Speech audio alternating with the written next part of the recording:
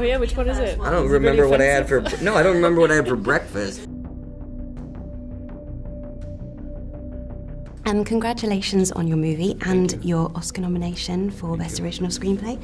As I understand it, your original plan for the film was to look at the event from multiple perspectives. Yes. At what point did you make the decision to just change it to the ABC broadcast team? After a conversation that we had with one of the eyewitnesses, Jeffrey Mason, that's a character played by John Magaro.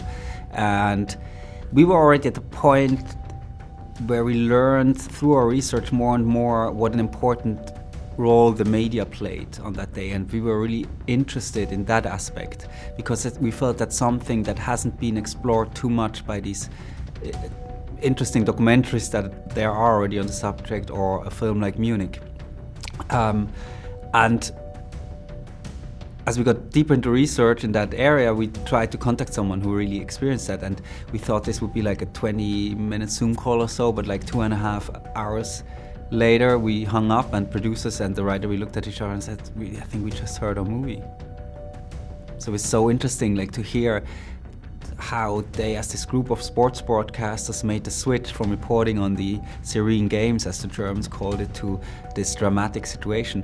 And it seemed, especially from today's point of view, a relevant question also, like the media side, and how from our research, it was in a way the beginning of a new era of news coverage. Talking kind of that kind of unique way of telling the story, you've mentioned that films like United 93 and Jaws kind of played a role in shaping some of your approach to filmmaking. And I was just wondering if you could elaborate on how they helped with this film, and if there were any other films that kind of inspired that as well. Our movie also plays with the idea of that sometimes it's even scarier or more thrilling what they don't see than what they see.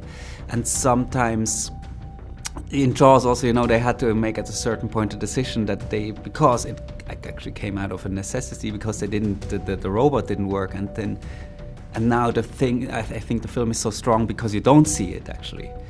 And a little bit that applies also to September 5 in that they are so close to it, but they only see it through their cameras, and they only constantly show this apartment facade. And United 93 is just a movie that is one of my favorite movies of all time, so one of the most intense movies I think ever. And these scenes in the air traffic control room, I just listened to the film with audio commentary by Paul Greengrass, and he talked about how he shot that in this documentary style, just recreating everything that happens on these screens and trying to capture it with the cameras. And this felt so vibrant and authentic and real. And also, of course, it's an example of where you tell a tragedy that we are all very familiar with, from, in his case, also only partly, because he also chooses another angle, but partly from a very specific angle. And it's also the story of a technical apparatus, in a way, that had to react to a very dramatic situation. I think, given today that we all have the ability to broadcast live from the palm of our hands. Yes, exactly.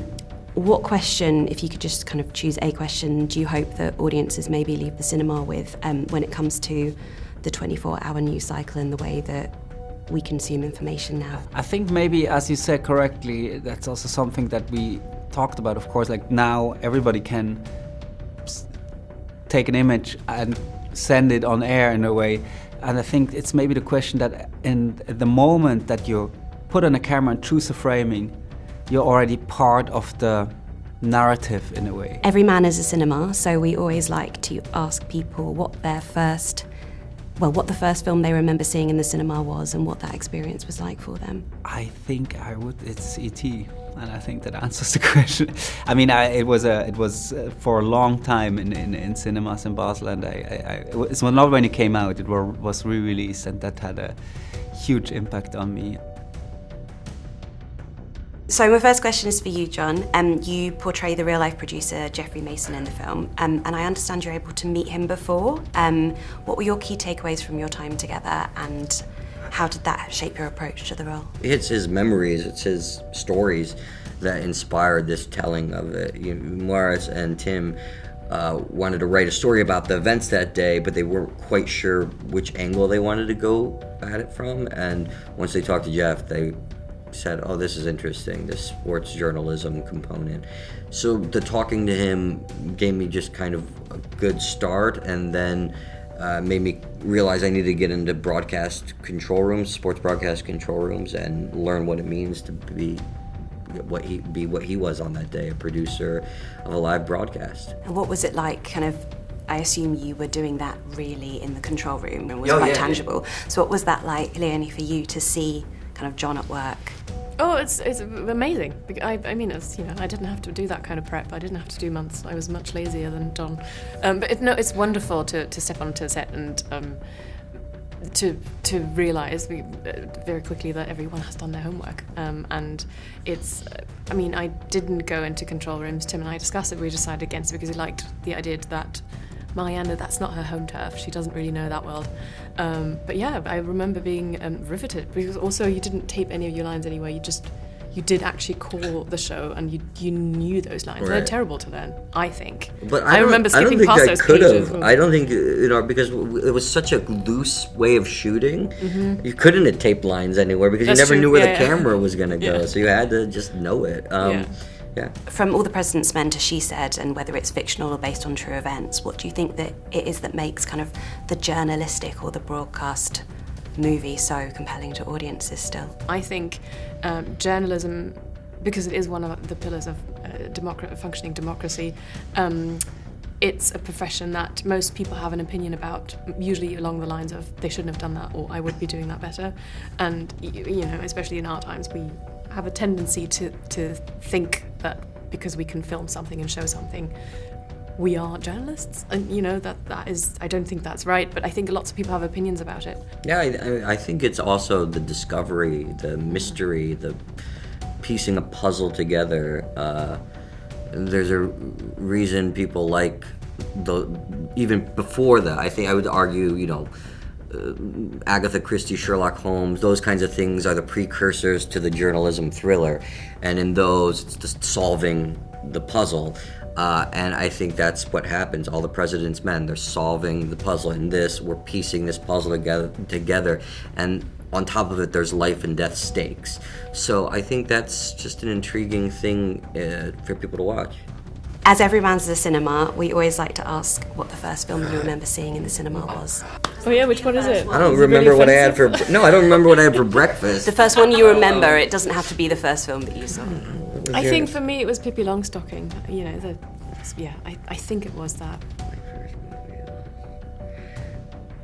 I'm just gonna lie. I don't know what it is. It must have been like a Disney thing. Probably like Beauty and the Beast or something like that. Let's go with that. Yeah, Beauty and the Beast. So this isn't obviously the first time that a film or documentary's covered the Munich Olympics in 1972, but it is the first time I think we've seen it through this perspective. And I was just wondering if that was one of the things that drew you to, wanting to sign on to portray Roone Arledge and Marvin Bader. Oh, that was definitely the whole reason. I mean, it's, there are only so many stories that people tell anyway. I think point of view is frequently the way in which you make something unique. I try to see it through your eyes, you try to see it through my eyes. We're trying to see it through the eyes of these relative innocents that were, sports journalists who were asked to cover this hostage crisis that was, really, really awful. And they just tried to do the best they could. I understand that the production team worked really hard to try and replicate that control room and studio as closely as possible. Watching it feels really claustrophobic. Kind of, I think you've described it as like a submarine movie. Yeah. I've heard that somewhere. It was him, yeah. But yeah, I just wondered what it was like, with all the cast and crew in that tiny location. Well, I did a submarine movie, and I can tell you it's very, very similar. Yeah. I guess the difference was we surfaced in the North Atlantic and we shot that separately. So there was none of that. We never got outside. No, but I knew that this film would depend on the strength of its ensemble, and not just the acting ensemble, but the camera and everything. And that's what excited me about it. I mean, that will always be a draw for me over shooting on a beach in some remote, beautiful part of the world. It was not a pleasant stage to be on necessarily, but like I don't require that of my job. No, you know? it wasn't. And you know, shooting on one location always tests your sanity to a certain degree, because to the sheer, a bit like what we're doing right now. We've been in here for how many hours today? You'll just test your. I'm failing, right? Yeah, no, you start getting a bit giddy, and you kind of have to accept those moments where you get like that and just get through them. And that certainly would have happened. But the way you avoid that is by taking mini breaks inside yourself, on your own, or chatting about something unrelated. What helps and what makes it 1,000 times more bearable is the cast getting along, and they did, and that's partly because of the way it's set up. We all got along. We did.